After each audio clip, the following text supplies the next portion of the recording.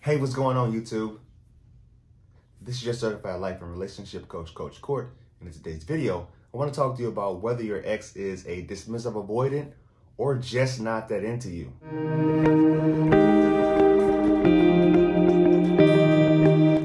Thank you for sticking around. If this is your first time viewing me, do me a favor and subscribe to the channel by clicking that subscribe button and ringing that little bell so you're notified for the newest content. Before I get into the content, if you want my help personally, reach out to me on my website, www.fruitfulseeds.com, and send me an email no longer than 2 to 3 paragraphs long, no longer than 500 words, as it gets really difficult to respond to long emails. I've been seeing over the past couple weeks people getting frustrated about whether or not the person is a dismissive avoidant or if they're just not that into them. There is where the real coaching comes into play. Is to get on the call and help my clients understand whether or not their person that they want to get back is a dismissive avoidant. There are fundamental differences between a person who has a dismissive avoidant attachment style, or if she's just not that into you, or he is just not that into you. A person that's a dismissive avoidant, they attach to you at some point in your relationship. At some point, you guys were an item, you were a couple, you got into an actual relationship.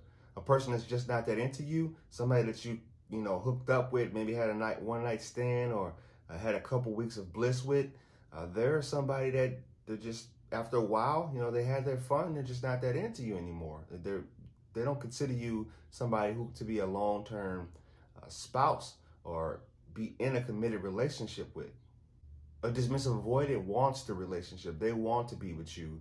They just have a hard time getting that close to you. So they will, at some point, tell you that they loved you. They were able to take things deeper than somebody who was just a hookup or just a fling. The problem with the human brain, though, is it wants to make sense of things. It wants to put a label or a title onto something to make ourselves feel good. Sometimes we tend to ignore reality for what it is. And if a person just isn't that into you, it's hard for our ego and our pride to take. So we want to put some kind of label on it. Well, maybe this person is a dismissive. Maybe they just aren't able to love me the way that I love them. And it could be, maybe that person just doesn't want to be with you. If a person tells you something like, don't text me anymore, give me my space, I don't really like you like that, that's a good sign that they don't want to be with you. They don't like you like that. I mean, they may have been going through something and was temporarily vulnerable enough to entertain you, but if they're telling you I don't want to hurt your feelings, what we did was a mistake, meeting you was a mistake. I mean, they could say some pretty harsh things to get you out of their lives. And if you are going to stick around and take that, then that's totally up to you. A dismissive avoidant is a person who has attached to you, who was in a relationship with you, who loved you, not somebody who was just in your life just for this season or for this week. One of my favorite quotes from Thich Nhat Hanh says, "We don't suffer from past and future because they don't exist.